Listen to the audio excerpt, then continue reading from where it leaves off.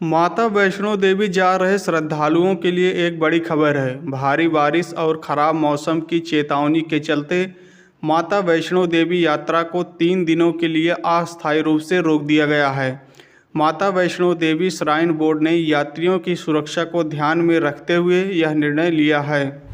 Trump की appeal दरकिनार कर गाजा पर इजराइल का हमला, 6 मरे। हमास ने कहा, हम समझौते पर बातचीत को तैयार। बरेली जा रहे इकरा हसन को यूपी गेट पर रोका। हाई वोल्टेज ड्रामे के बाद दिल्ली लौटा सपा सांसदों का दल। अमेरिकी सेना में मुसलमानों सिखों के दाढ़ी रखने पर प्रतिबंध। ट्रंप प्रशासन के आदेश के बाद भड़के अल्पसंख्यक। शादी के बंधन में बंधी क्रिकेटर अभिषेक शर्मा की बहन। सीएम भगवंत से लेकर नवजोत सिद्धू ने की शिरकत। ऑस्ट्रेलिया के खिलाफ 29 अक्टूबर से होने जा रही 5 मैचों के T20 सीरीज के लिए शनिवार को भारतीय क्रिकेट बोर्ड ने भारतीय टीम का ऐलान कर दिया। सूर्य कुमार यादव के नेतृत्व में टीम इंडिया ऑस्ट्रेलिया का दौरा करेगी। इस दौरान शुभमन गिल उनके डिप्टी होंगे।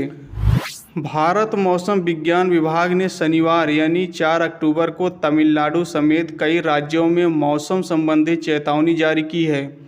विभाग के मुताबिक चेन्नई, चेंगलपट्टू, कांचीपुरम, विलुपुरम, रानीपेट, बिलोर, कृष्णागिरी, धर्मपुरी, रामनाथपुरम आदि जिलों के कुछ क्षेत्रों में भारी बारिश और गरज चमक के साथ तूफान की संभावना है। सानिया मिर्जा से तलाक के बाद शोएब मलिक की तीसरी शादी भी मुसीबतों से घिरी हुई नजर आ रही है। पाकिस्तानी अभिनेत्री सना जावेद से शादी करने के कुछ ही महीनों बाद उनके रिश्ते में दरार की अफवाहें सोशल मीडिया पर छा गई हैं। आज से भारत में चेक क्लियरिंग बैच आधारित से निरंतर लगभग वास्तविक समय पर निपटान की ओर स्थानांतरित हो रही है।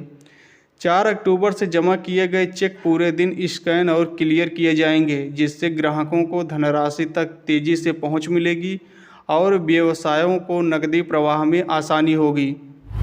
हमास ने शुक्रवार को ट्रंप द्वारा इस सप्ताह के शुरू में प्रस्तावित 20 सूत्रीय गाजा शांति योजना के जवाब में सभी इजरायली बंधकों को रिहा करने पर सहमति व्यक्त की, चाहे वह जीवित हो या मृत। इस पर प्रधानमंत्री नरेंद्र मोदी ने शनिवार को अमेरिकी राष्ट्रपति डोनाल्ड ट्रंप के नेतृत्व की सराहना किया।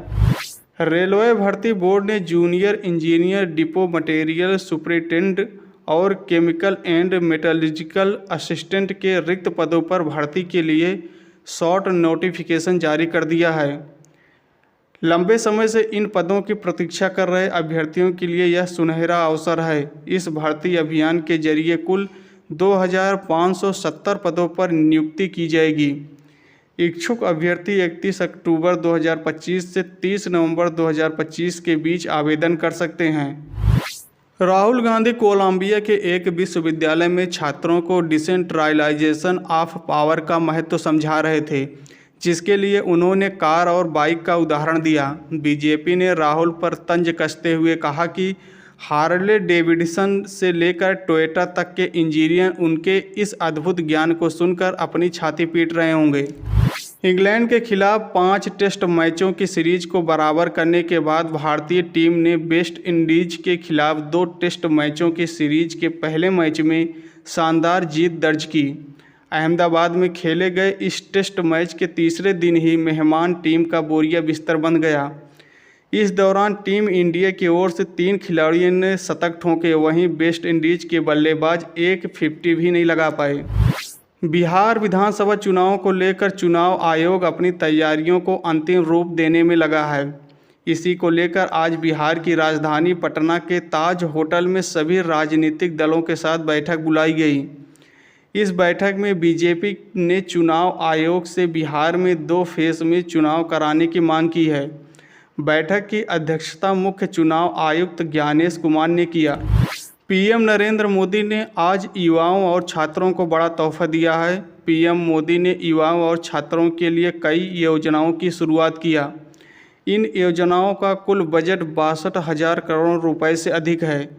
इन योजनाओं का उद्देश्य न केवल शिक्षा व्यवस्था को मजबूत करना है, बल्कि स्किल ट्रेनिंग और रोजगार के अवसरों को भी व्यापक स्तर पर बढ़ावा देना है। केंद्रीय सड़क परिवहन एवं राजमार्ग मंत्रालय ने दिवाली से पहले आम लोगों को बड़ी राहत दी है।